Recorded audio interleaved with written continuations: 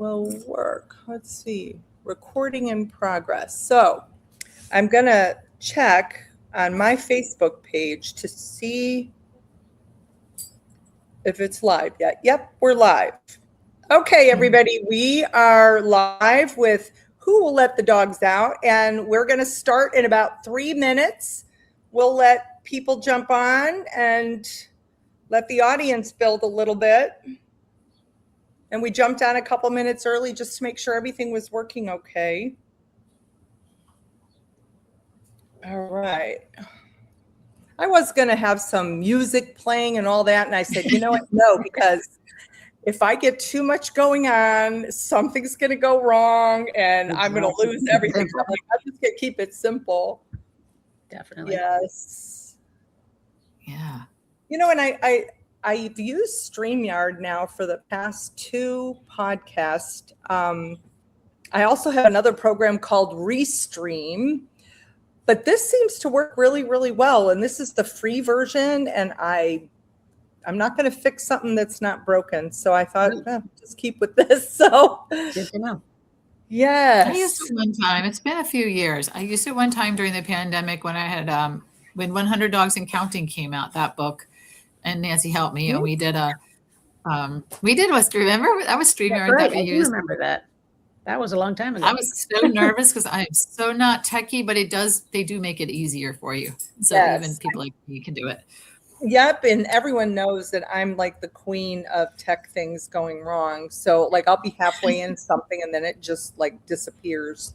So, well, the first 2 podcasts we did really did well, and we recorded it. I saved it, so I will send it out to everybody and post it on our Facebook page. Great. So people can rewatch it if they were not able to join us live. So we have 1 minute. And you know what Robbie Miller did was he went to my Facebook page and he shared it to his. You may want to do that. She's usually really quiet. That's the only reason I was letting her stay in here. Of course, now she's not going to be. Okay. Got 1 minute. How's the weather where you guys are? It's cold here. Colder than it should be, yes. 50s, but then it's going to be 90s on the weekend. I'm like, that's just crazy. Okay, so it is 6:30. Right. Welcome, everybody. We are going to be talking today with Kara Achterberg, and I hope I'm pronouncing that right, Kara. And Nancy, close enough. And Nancy Slattery with Who Will Let the Dogs Out. And I am so excited for these ladies to be here because when this all started, when the pandemic started and a lot of advocates started seeing things on the ground, I think all of us felt like we were alone and maybe we were seeing things or things weren't really adding up. And when I saw the video that these ladies put together, I knew that I was not alone. And there's a lot of advocates now that are speaking up. So Kara and Nancy are the co-founders of Who Will Let the Dogs Out. That is a nonprofit that's dedicated to raising awareness and resources for homeless dogs and the heroes who fight for them. So people like me, all of you that are watching, anybody that is in the rescue world. And what is so cool about these ladies is they have visited over 200 shelters in 17 different states. So they're really on the front line, not only getting to meet all the people that work in the shelters, but gathering stories from the front lines about the animal crisis that we're all seeing right now and looking for solutions that are going to save lives. So this is what I find so amazing about these 2 ladies is 200 shelters they visited in 17 states. And we're going to talk about that in a minute. But before we do, I'd like to play the video that when I saw this video, I just told these ladies this. I was, I listened, I literally got goosebumps. I was like, yes, people are seeing what I'm seeing and others are seeing. And we're going to play it right now. So hopefully this will work. Let's see here. Nope. Oh, right here. Movement closing in on a solution. What we've seen is a movement that's learned to manage its own statistics. No kill sounds like a noble Hold on. goal. We're going to start that way over in the beginning. Hold on. Here we go. The no-kill movement will tell you the dog overpopulation crisis is nearly over. We're here to tell you it isn't. Who Will Let the Dogs Out has been inside over 220 shelters. We've watched this crisis up close in communities that national organizations rarely visit and almost never talk about. What we've seen is not a movement closing in on a solution. What we've seen is a movement that's learned to manage its own statistics. No kill sounds like a noble goal, and reducing unnecessary euthanasia is a goal worth pursuing. No one disputes that. It's a movement that brought us far towards improving the welfare of dogs. But the way no kill is currently being measured and marketed has become a serious problem. And the standard benchmark, saving 90% of shelter animals, sounds meaningful until you realize that benchmark only applies to animals who actually enter the shelter. If the dog never comes in, it doesn't count. So the incentive isn't to help more dogs. The incentive is to admit fewer of them. And that's exactly what's happening. Shelters stop picking up strays. They close their doors to owner surrenders. They implement appointment-only intake with long waiting lists stretching many weeks or many months. They promote community sheltering, a term that can mean leaving dogs where they are and calling that a solution. The intake number drops, the live release rate climbs. A press release goes out celebrating progress, and somewhere out on the country road, a dog nobody will pick up is hit by a car. Language has been weaponized in this debate in ways that shut down honest conversation. No kill implies that the alternative is killing for sport. It isn't. It never was. Community sheltering implies dogs are safe and supported in their communities. Often they are not. And live release rate implies animals are being saved. But releasing a dog back onto the street it was found on is not saving it. When the language is designed to make the numbers look good, rather than describe reality, the animals pay the price. Here's one of the most damaging consequences of no-kill culture. Shelters that are doing the hardest work, the ones that take every dog, no matter what, are being publicly condemned and villainized. They're labeled kill shelters. They're dragged on social media. They're targeted by campaigns that pressure the local governments to defund them or force policy changes that make their work impossible. These are the shelters absorbing every dog the restricted intake facilities won't touch. The sick, the injured, the aggressive, the overwhelming flood of animals from communities with no other option. They're being punished for saying yes, while the shelters that learn to say no are celebrated. That's not a movement solving a crisis. That is a movement protecting its own image. Here's what no-kill language and policy does not address: unaltered dogs reproducing in communities with no access to spay and neuter, unvaccinated dogs spreading disease through packs, owners in crisis with nowhere to turn, rural communities with no animal control infrastructure at all. No-kill policy doesn't solve any of these things. It just stops counting them. The path out of this crisis is not a better metric. It's harder, slower, less marketable work. It means funding accessible spay and neuter in the communities that need it most. It means community vaccination programs. It means supporting pet owners before they reach crisis. It means honest intake policies that don't abandon animals to improve a statistic. It means admitting the no-kill movement, whatever its intentions, has in many places made this crisis harder to see and therefore harder to solve. We're not against saving dogs. We've dedicated years of our lives to it. We're against a framework that prioritizes the appearance of progress over the reality of suffering. Yeah. The dogs that No Kill stopped counting are still out there, and they're still waiting for someone to tell the truth about them. Awesome. So let me ask you, in your 200 visits to all these different shelters, can you tell me a little bit about the range of what you've seen from good to bad? And has there been any successful open intake, no kill shelters that weren't turning animals away?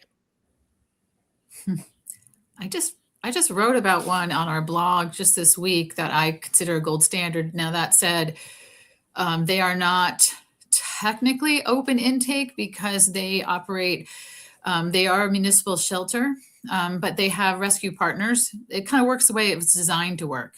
So there are 3 large rescue organizations in their county who will take the animals that they can't help. So they try to address everything, and they have a clinic on site. They offer all the, I mean, they're just phenomenal. It's Pasco Animal Services, I think they're called, animal shelter in Florida, of all places. And they do a phenomenal job on many, many levels, but everybody who comes through that door is going to get help one way or another, whether or not they can help with their super low cost clinic, their spay and neuter access, their resources, their pantry, all the things that they do. But if they can't take their dog because they don't have room, or it's a special needs kind of dog that they can't help, they have huge veterinary staff, so they can help a lot of dogs. They have rescue partners that they can send them to. So they don't just say no, they give them what they need. So, and that's the model, a municipal open intake shelter is as a no-kill, that's a dream. It's going to happen someday. I believe it will, but it depends on how you define no-kill. If you're defining no-kill as 90%, well, that's, to my mind, not the way no-kill was ever meant to be interpreted. So that's yeah. I don't that's even not the like way to that. judge it. I don't even like that term anymore. That term triggers something in me because of what I've seen. I don't even like using that terminology. But with Pasco County, or the shelter that you say you've seen, it's doing some good things. They have large rescue partners that are helping with the overflow. So do you think, is there ever a time where they tell people just leave them in the streets? No, that would not, I don't believe that would happen there. They have a really impressive animal control organization. And the other thing they do really well is their animals is they have animal licensing, and they enforce it. So that's how they fund things. So that, many places have it. I was just talking to somebody at a shelter yesterday on the phone and asking about their animal licensing, and they were like, well, it's voluntary. Well, voluntary animal licensing doesn't work. And they said the only time that people actually pay for it is they have to re-up it to reclaim their dog if it got lost. They can't claim it from the shelter without a license. So that was the only reason. I can't remember what state that was, but I was just like, that's pointless. I will not have it. Yeah. Now, would you consider them a managed intake shelter where if you did want to turn a dog in, do you have to wait a month or 2? Is there appointments weeks out?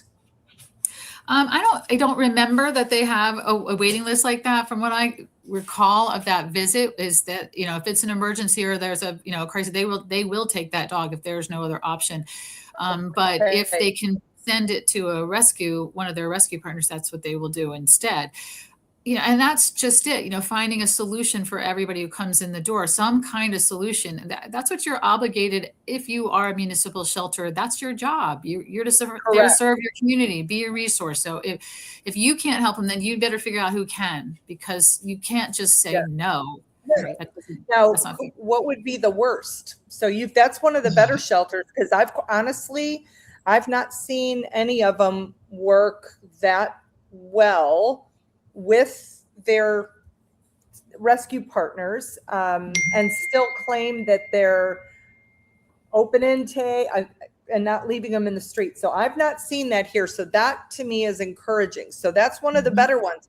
Can you guys tell me what you have seen that you would say, wow, this is pretty bad? And you don't need to name who they are, but just name what did you see when you went in there? We don't need to. Most of you know, the bad ones that people would consider bad, they don't let us come visit. Okay. Unless we did get into Huntington. That's true. You're right about that. That may be the worst. That may be the worst. So it's are a they dog telling- pound. It's just a pound. It's Are a, they you know, telling people though when they call for help to leave them in the streets? they I don't think Nobody we call knows them. they're there. Yes, they literally have a dog catcher, 2 dog catchers, one for the city, one for the county, and that's their Okay. title. I looked it up, and their job is, so when they get a call, they go and they catch the dog, they bring it to the pound, which is just a cement, you know, the old fashioned pound that everybody probably remembers. It's a cement block building with, you know, guillotine doors, and it's gross and filthy. No heat or air conditioning really. I mean, I shouldn't say that. They do have like one of those blower things, but no air conditioning. And the dogs are held for a certain amount of time and then they're killed. And there's nobody advertising them, nobody trying to reunite them with anybody, nobody doing enrichment, nobody no volunteers. I mean, there's no one there at all. The dog catcher comes once a day, he says, to feed them and spray out the kennels. The dogs don't leave the kennels. The community doesn't even really know it exists. So if they lose a dog, they don't know who to call and ask for help. We call those one-way shelters. We have Yeah. some one-way shelters here in Texas, and they are heartbreaking. And again, that hopefully at some point, as we start looking at some better solutions to what we see going on right now in our shelters like that will get some exposure and people coming in to help the animals.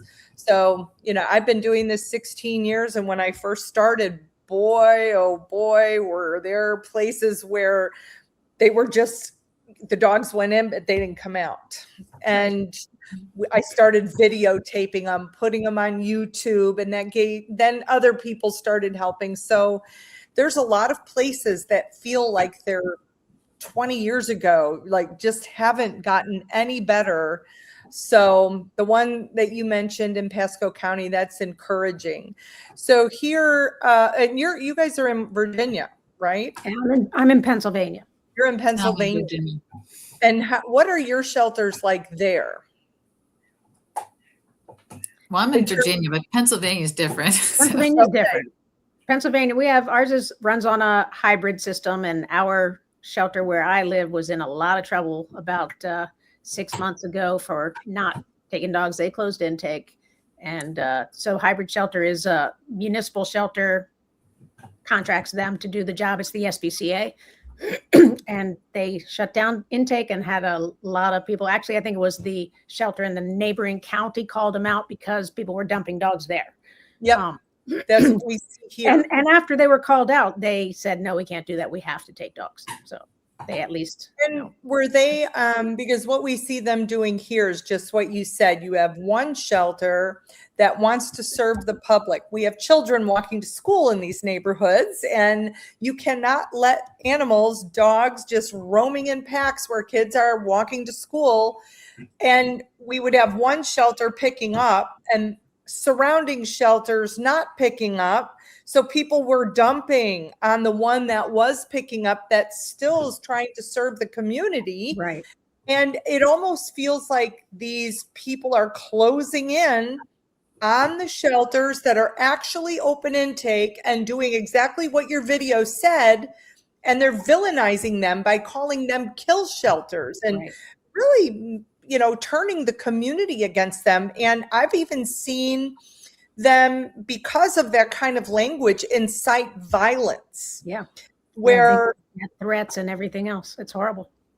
Correct. And if you knew or had to guess, what do you think this motivation is to harm our city-funded shelters in that way, turn the community against them, even though they will say they don't? I've watched it. Using language like kill shelter, calling them murderers. What do you think the motivation is for that? I think it comes, usually people get riled up. They feel like they're coming from a place of compassion for dogs. They hear dogs are dying, dogs are being euthanized, and they can't stand that idea. So they want every healthy dog to survive, but they don't look at the consequences or the reality of what that really means. I don't think they understand it. I And think I've that's exactly right. often, They don't want to understand it.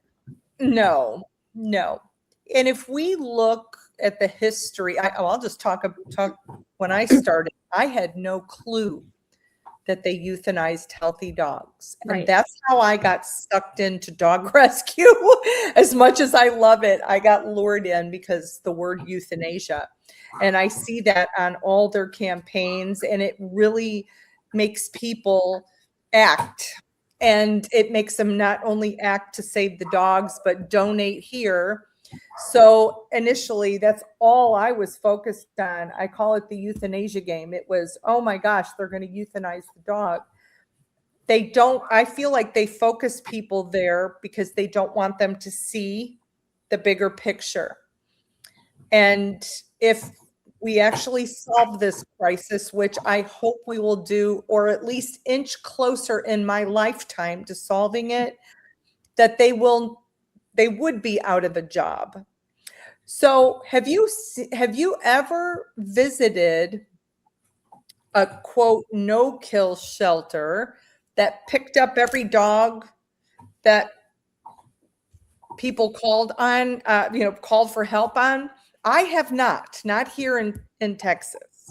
So I feel like you can't have it both ways. If you want to call yourself a no-kill shelter here in my area, which is, I mean, we have tons of strays here, then they're not picking up dogs. So we were seeing that, prior to the pandemic, I did feel like we were making progress. I definitely saw that in 2019 when we were out at shelters that were open intake, that were technically no kill if you're going to call it 90%, but there were definitely shelters that were not. And at that time, we would always ask, do you euthanize for any reason other than severe behavior or medical? And to my mind, that's what a no-kill shelter is. If those kind of dogs, you're always going to have that. Those kind of dogs there's always going to be behavior. There's always going to be medical. And we were in 2019, we were definitely seeing some shelters that were succeeding that way.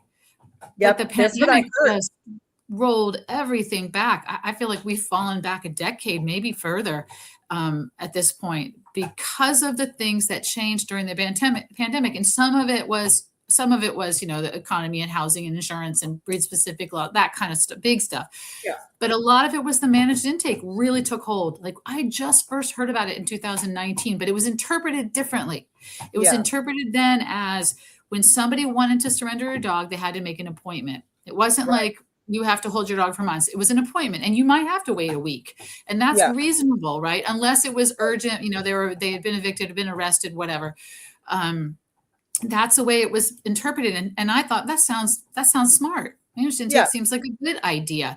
But what happened, it got turned into what it's become, which is if you're full, you close the intake. You're managing your intake that way. Or, you don't take in a dog that's going to be a challenge to rehome. You don't take in so many things. And then the community sheltering was also born during the pandemic. And the combination of the two, the idea of leaving dogs on the streets, thinking that communities can figure it out and solve themselves. It's a lovely idea in a perfect world, but we don't live in a perfect world. So the two of them together have really, really just, lit this fire. And it's every time we go out, it's worse every time. And the warehousing, which was already starting to see a little bit of that before, but it's just gotten out of control. Because they do not feel they can. And I've asked directors, I've had directors say to me, I know there are dogs in here that should be euthanized, but I can't do that because the public will just go, they'll condemn me. They're afraid. So they won't. So instead they keep a dog in a kennel for years. We've been in places where the dog's been there 7 years, 10 years. It's insane that they would. And some of those are dependent on donations in order to keep going. And if the public turns on them, their donations go away, the whole thing goes away. Right. So when you say it's gotten worse, can you tell me what you mean by it's gotten worse? Like every time you've went out, because I know you've visited Memphis many times, and when you say it's gotten worse, do you mean the stray population's gotten worse in the streets, or the inside of the shelters, or all of it? The warehousing has gotten much worse. We're seeing that. We used to see it here and there. We're seeing it everywhere now. Can you explain that? Because there's a lot of people, I have found that a lot of the things that our lingo, so to speak, that we see in the shelters, that people that just love animals that might be watching may not understand what warehousing is. Can you explain what you've seen when you say it's gotten worse? Explain what warehousing is. So warehousing is when you have a dog in a kennel and it's there for a long period of time. It doesn't have adopter interest. It's unlikely to be adopted for whatever reason, whether it's large, pitty, black, whatever reason. And they just keep the dog there, even though, and it may be a dog. A lot of times they'll be like, well, the one volunteer who loves it and can handle it, but some volunteers can't.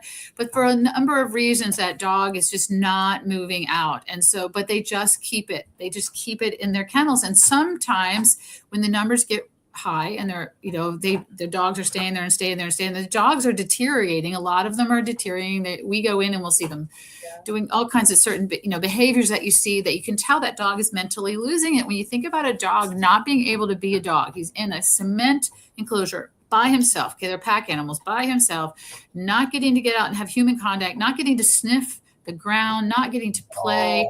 That's torture. It's like putting a person in, like solitary confinement, and do that. And I'll do that for 5 years, 6 years, 7 years. That's just too long, because we can't make this decision. We can't decide. We can't say, okay, the odds of this dog getting out of here are pretty much nil. So our choice is to let him live his life out in this miserable existence, or to humanely euthanize him. And we are so afraid of that whole idea of humanely euthanizing a dog. And it's just to protect us. I mean, the dogs don't suffer. I think people don't really understand that kennel crazy is not a good thing for a dog. It's I don't think they have horrible. any idea what that is. No.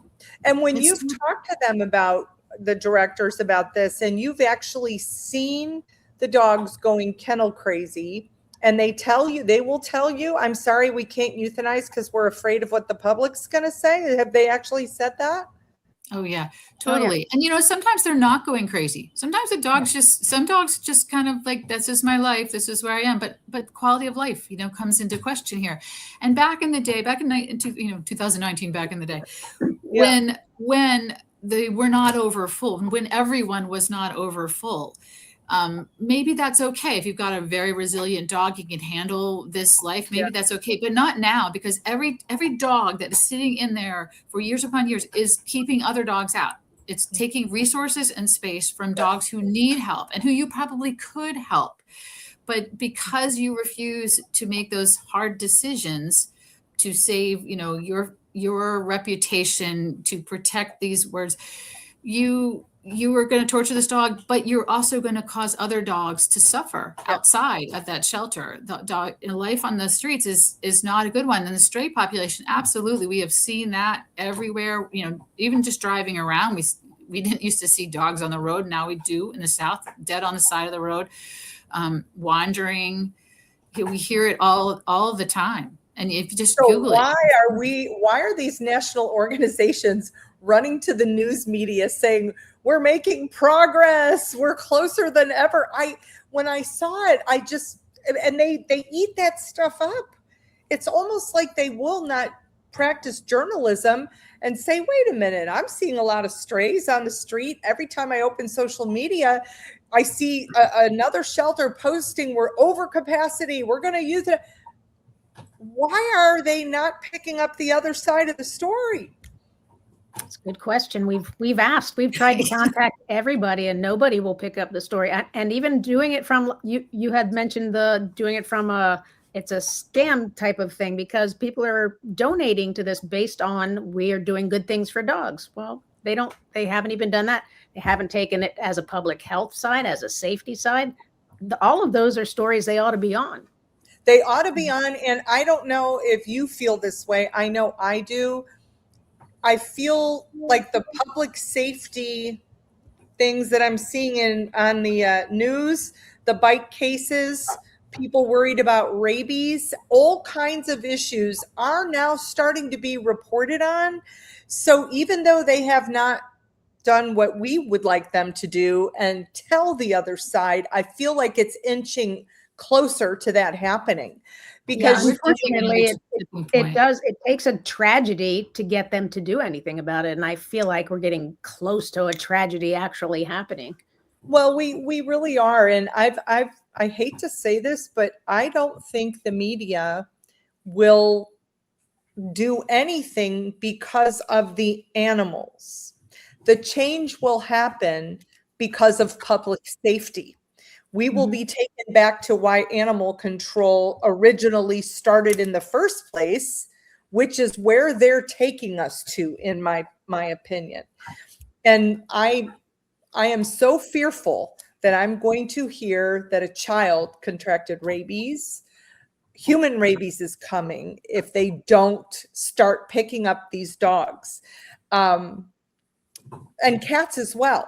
So it's inching in that direction. And I talked to our local DSHS animal control veterinarian, and here in Texas, they're all worried. They see the uptick in the rabies cases and the wildlife and the calls coming in. And I've said this 100 times, when you have stray dogs, an explosion of them, which we have, and you just said you see it all over every time you visit a new area where we have strays now that are starting to reproduce. Now the wildlife has more to bite, and the dogs are not vaccinated. So it's a matter of time before. Yeah. It's not even just them getting bit by the wildlife. That's what they're eating. They're eating roadkill, and there's rabid raccoons and everything else. Yes. I mean, well, I think we haven't seen it with cat. Well, we see rabies in cats all the time here in Texas. And I think the only reason it has not propelled to humans per se is cats are not antagonistic to wildlife. They run and they hide. But now with the explosion of dogs don't behave that way. Dogs attack wildlife. So sure. I feel like it's starting to head in that direction. But now that I mentioned cats, I do have to comment on, we had a comment on one of my posts. Somebody said, those who let the dogs out girls really have strong opinions about cats. But I asked her where she saw a strong opinion. I don't think we've ever made any opinion on cats. You don't have a stance on cats. It's kind of in our name that we focus on dogs, and our mission for sure. Yes, I know. I'm surprised she's confused by that. I think she also mentioned UC Davis, because there's a lot of really controversial data coming out from UC Davis about cats, the dumping of cats, that $1 million cat challenge, or what it is. I don't even like to pretend I know the cat side of things. I don't, but there's a lot of controversy about it. And she inferred that you thought like UC Davis, and that's what I said. Well, I don't think so. I would love to see where she got that idea, because we don't talk about cats. That is not our focus. We love cats, but we don't really know anything about cats. So it's not a place where we feel like we can help. And it's a different problem and different solutions. And there are advocates for cats, and I hope they get some traction. Continue. Yeah, I think they do. I would never ask them to cover dogs, because they can stay in their lane too. That's fine. Yes, I know it seems like the stray problem is affecting so many. And I know that Memphis now has a director, and so does the city of Houston, that is said, you know what, we have to pick up these animals. We cannot let them just die out in the streets. So we talked about warehousing, how horrible that is for an animal to go kennel crazy, and they have a hard time euthanizing. I think personally, I think it's because a lot of them have been brainwashed. They're afraid to, because the public, like you said, will attack them. But the environmental euthanasia that we're seeing with the dogs out in the streets, what is it like in Memphis when you went to go visit Susie out there? I mean, tell me about that dog you were talking about, that was like starving to death.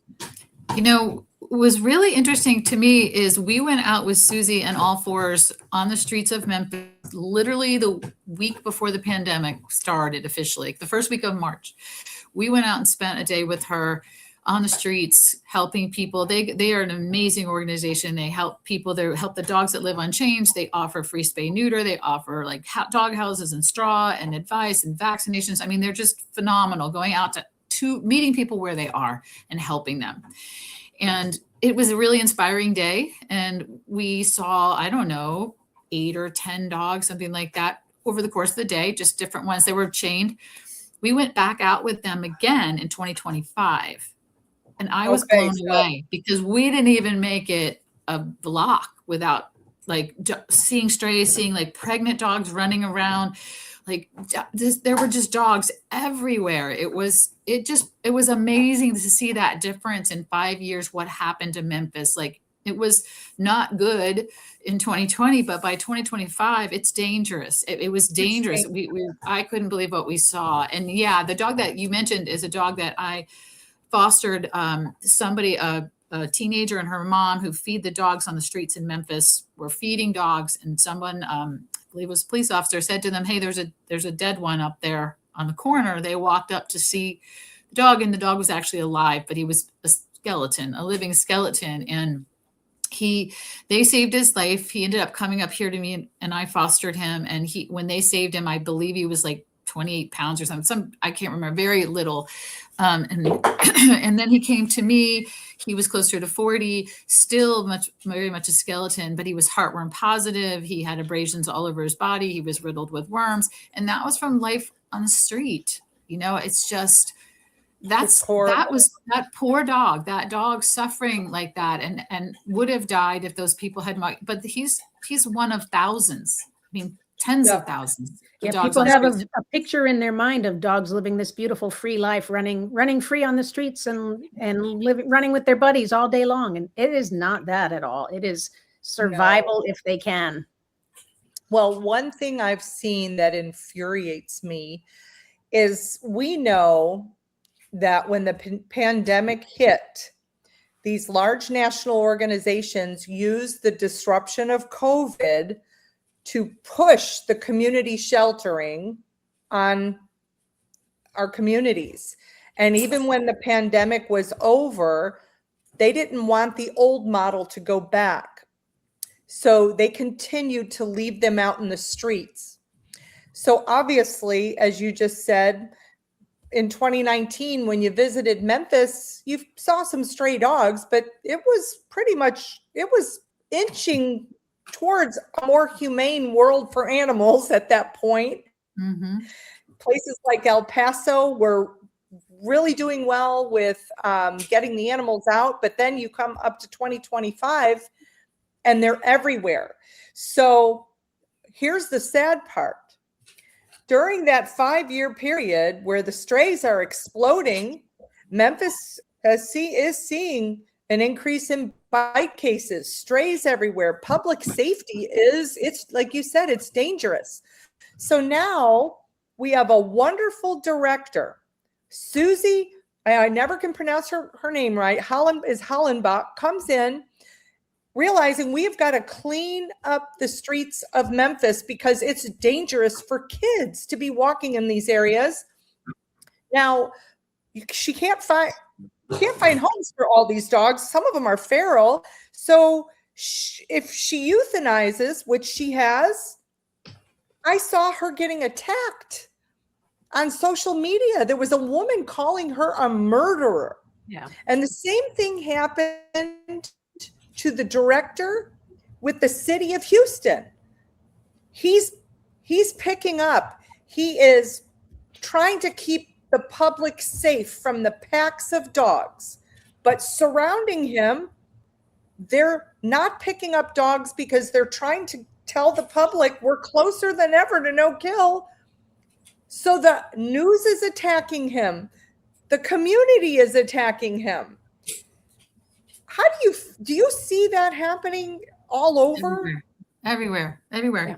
We'll see a shelter that is surrounded by no-kill facilities, and like there's one in Mississippi. We went to Danville. I know they've been in the news a lot lately, but you know what? They have 32 municipalities around them that are all have no kill shelters. They are the only open intake shelter. And it drives me bonkers because I'm like, if everybody could be open intake and we could level this playing field, maybe we could make some progress. But the way it's working right now, it's just wrong. And we're not going to be able to get out of this, because everybody who's turning away dogs is leaving these dogs on the streets. These dogs coming into a shelter, 80% are not spayed or neutered. So leaving them on the streets means that they are multiplying, and we can't get ahead. So we've got to look at the upstream issues like education and spay neuter.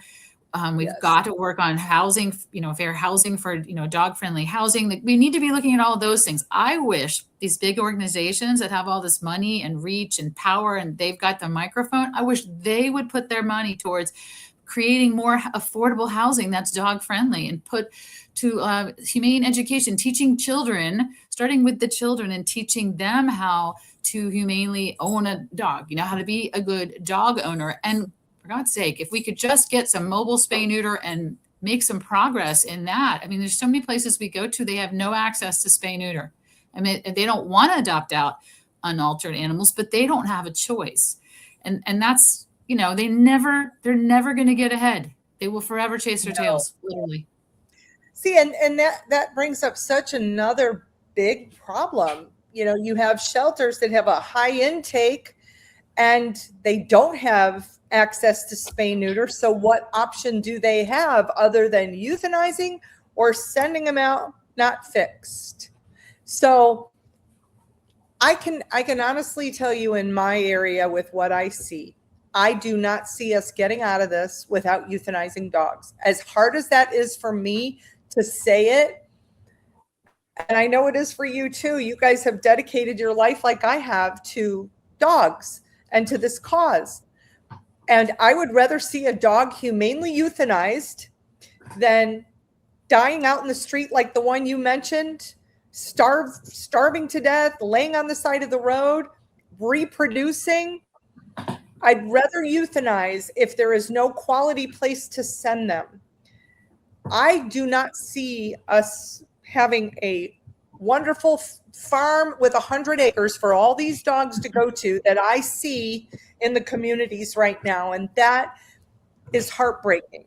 So just like you guys, I'm going to put up, I'll tell you another thing that I saw you guys doing that I was literally going, finally, I was so happy. You mentioned education. Mm-hmm. Can you tell me a little bit about, because everyone's always asking me, well, what's your solution, Tracy? What is your solution? Well, I am into education. I also have a K through 12 program, an adult program, but the more people doing it, the better. So I saw on your Facebook page, you have Insta Educate. Can you tell me a little bit about that and how it works? Well, Insta Educate is our newest grant program, and it's with the picture there. You see Robin Lepre is of Force in Tennessee, who she's a physician, but she wrote a book. She's got a lot of experience in the shelters. She wrote a book called Doggy Do's and Don'ts, and used it to create a lesson, basically, to go into the schools to teach. And it doesn't talk about just the simple, like, feed your dog, pet your dog, walk your dog. It's also spay and neuter. It talks about dogs on chains.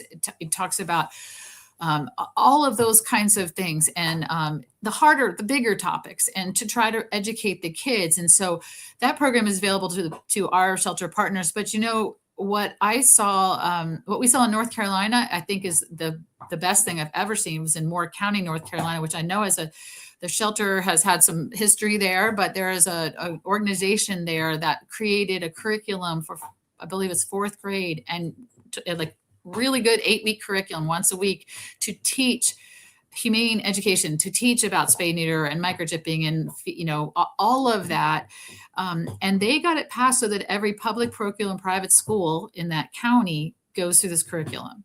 And that's how we bring real change. I mean, that's how they got seatbelts. I can't remember who was telling us that story about, like, the seatbelt campaign way back when. They started by teaching the kids to wear seatbelts.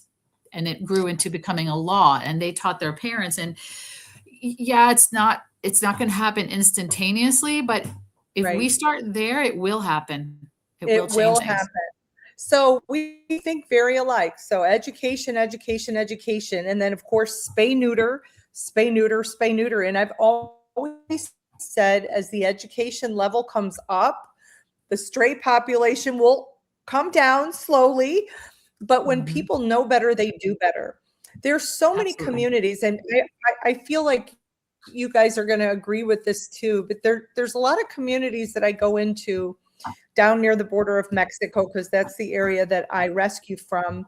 I have met some of the most wonderful, beautiful people, street rescuers, people that just love their animals. They may not, they may struggle financially, but their dogs always eat, and they take as good care of their animals as they were taught to. And I feel like bringing education down there is only going to create more animal advocates. And we've not seen anybody do that in these poor areas, almost like they want them to stay uneducated so they can exploit for money. And I feel like they don't want to invest in education because it's not a quick return on their investment. But the people I've worked with down there that I've introduced education to have been some of the most beautiful people that loved animals. And why more people are not helping them, I don't know. So when you go into the areas that you go into, like in Memphis, and we're with Susie walking the streets, the poor people in the areas that have the dogs on the chains and are not taking care of them, how successful do you feel education will be with that type of environment? I think you have to start with the kids there. I mean, I think having a chance to talk to, kids just naturally love animals, right? They love them. They're going to listen when you come in and Robin's taken that program all over Tennessee. It's amazing. But they're going to listen, and that's your best hope. I mean, you can't, if someone's raised and they're, I don't know, a parent that's in their 30s or 40s, but their parents had a yard dog. That's a big thing in the South. Had a yard dog and didn't get it fixed and didn't care about heartworm preventative, didn't care about any of that stuff. Well, that's what you're raised with. Then you don't know any better. But if we can teach these kids better, they can, they can bring the change that we really, really need. I mean, we need to make these efforts, those and others too. I just think there's so many things shelters can be doing. I think there's more people who care, who are advocates, who maybe don't or can't get into the shelters to help. Well, what about the housing issues? I mean, that's a big driver as to why so many dogs end up getting surrendered to shelters. It's a housing issue. We hear that over and over again. So there's lots of ways to address it, but we need to be doing it instead of just dealing with the number of dogs. Exactly. It's very easy to just give up on your community and give up on the population. And, shelter, I get it. They see a lot of ugly stuff, but you're not going to ever make a dent if you give up on them. If you meet them where they are and continue to educate them every chance you get, that's how you make change. That's how you make change. And I feel like these national organizations, instead of doing just that, they're screaming one word, euthanasia, and people can't see past it. They have built an entire empire on that word. And as soon as the media screams the word, everybody scrambles and donates and acts. Instead of trying to fix what's going on upstream, they're focused on that and that part of the problem. And it can't be fixed there. It has to be on so many levels. It has to be education. There has to be spay neuter. You have to deal with the overbreeding. There's lots of ways that it has to be done, but there isn't just one. Yes, adoption is important. Yes, fostering is important. All of that is necessary.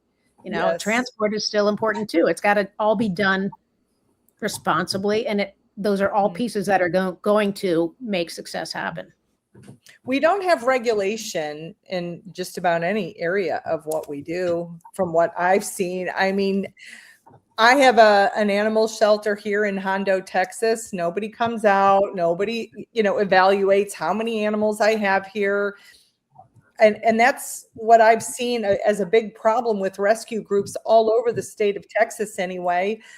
They open up a 501c3. You can do it if you have a pulse.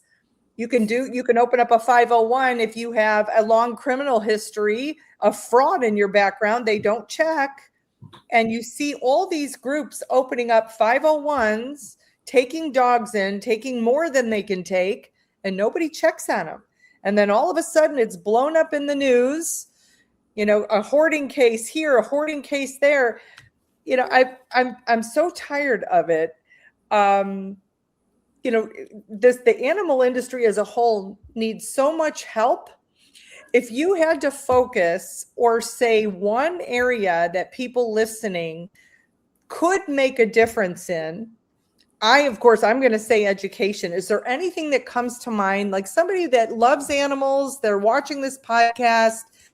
What can the animal loving public do to help this crisis? I get asked that a lot, and sometimes it's hard where do you send them? Because the problem is so huge. So if you were just watching this, what would you say to somebody if they say, how can I help? Gosh, that's such a big question.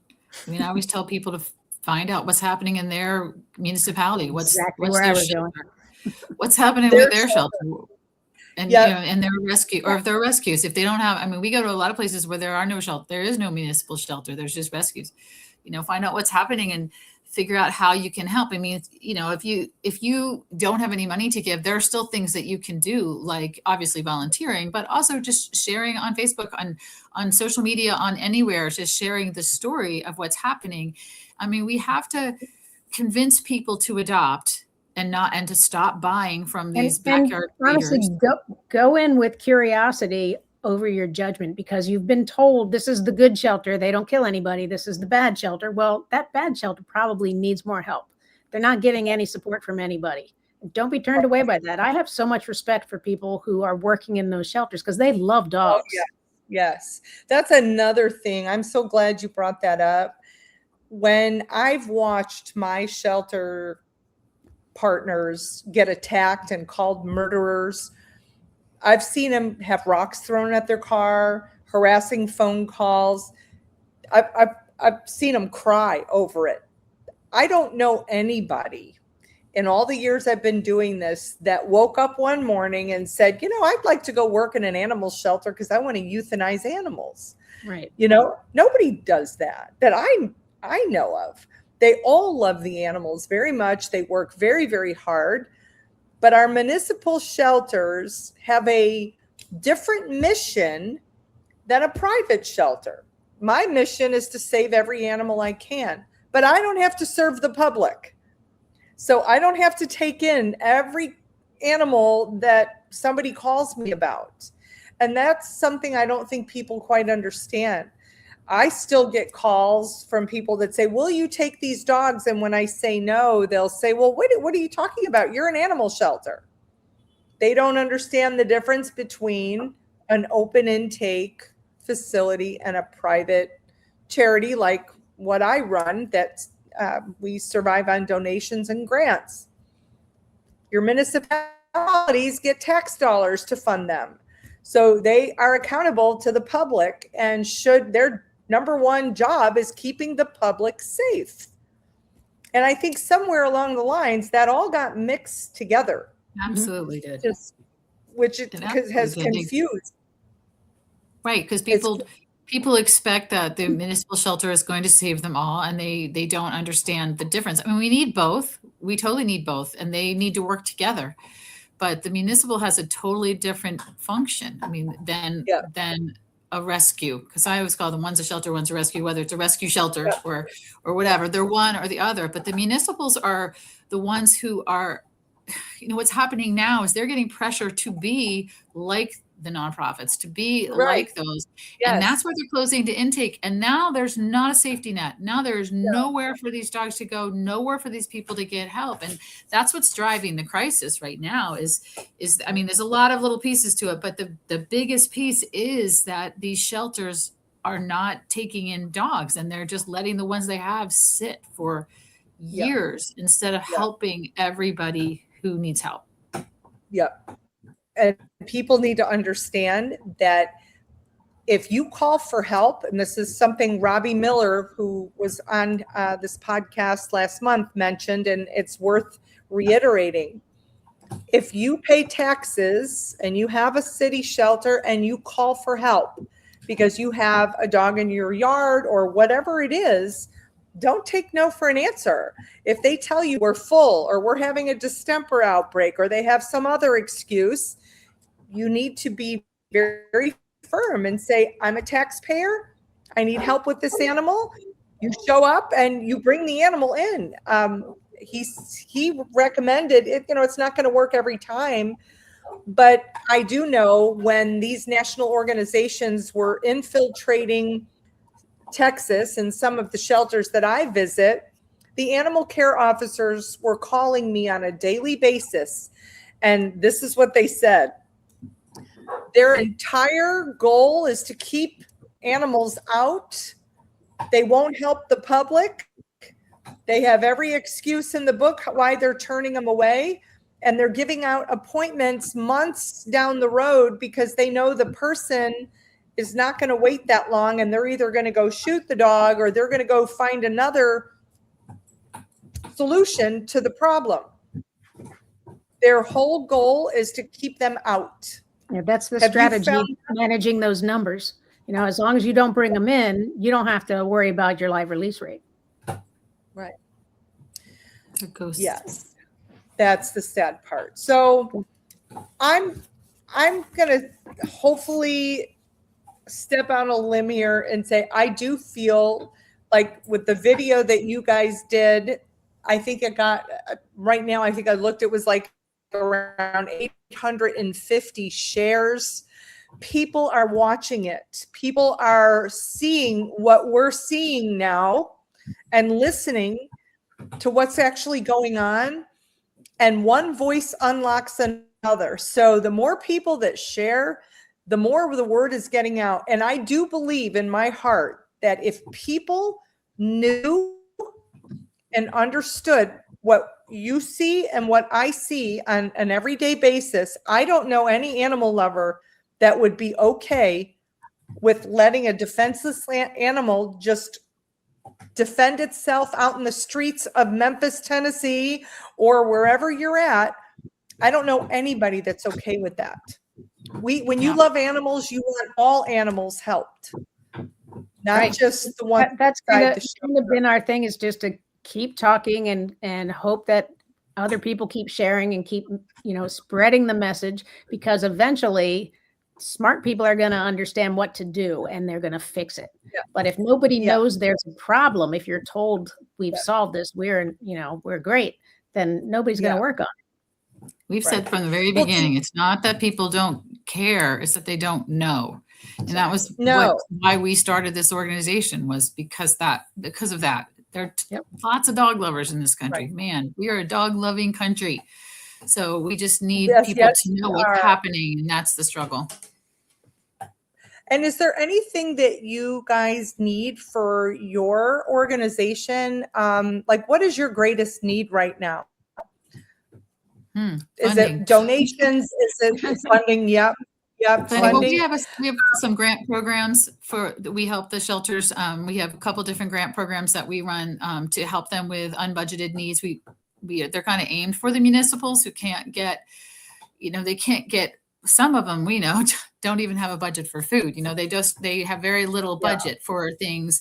When something breaks, like a washer and dryer, it could be a year before they're going to get a new one. And so for things like that, we have a grant program called Insta Support. And we're about out of money in that one. So that's one, it's definitely a place. We have a program called Insta Snip, where we're funding spay neuter for our different shelter partners. So, obviously that's always a big, big need, but also, beyond money, just people sharing what we're saying Yes. and spreading the word. That would be the biggest help we could get is, and subscribe to the blog so that you know what's happening. We put stuff out every week with stories of the shelters, what we're learning, what we're seeing comes out every week. So there's Keep those things we can do. videos coming. Those videos are powerful and they really tell a story. I am so thankful for those videos. Keep those coming. And I think we need to share the video we played earlier again. Sometimes people need to see things 2 and 3 times before they say, oh, this is what's going on. So I will be continuing to share all of your videos. Now, where are you going next? Do you have another shelter visit planned? Well, this is our little bit of quiet time because we have a lot of projects working on right now. So our next tour doesn't leave until August. Okay. And I'm working on the map for it, but it looks like it'll be in North Carolina, South Carolina, Georgia, possibly Alabama. Okay. So on your website, then people can go and you have a blog there and they could read all the stories and see the video that they saw earlier when we played, and all of your stuff is on your website. Yep. Okay. We'llLetTheDogsOut.org. Okay, gotcha. Well, it's almost 7:30, and I just wanted to say thank you so much for sharing all this with us, and keep the videos coming. Again, I can't tell you how much I appreciate that. And I will, if you send me, well, I have your website. I'm going to put your website on my page. So if anybody wants to donate to some of the wonderful things that you guys are doing, I will absolutely encourage it. I appreciate your voices more than you know. And I feel like all of the advocates are now starting to come together for the greater good of the animals. People that are doing this for the right reasons understand that we're not closer than ever to a fixed animal world. It's worse than ever. And we need to start educating and spay neuter and all the things that we talked about. So knowledge is power, and sharing the videos, I think, is already helping. So thank you again. And I'm going to end the recording, and I will make sure that I post this on my Facebook page, and I'll send you a copy as well. Thank you. Thank you. Sure. Thanks for having us. Yes. Bye, guys. Bye. Bye.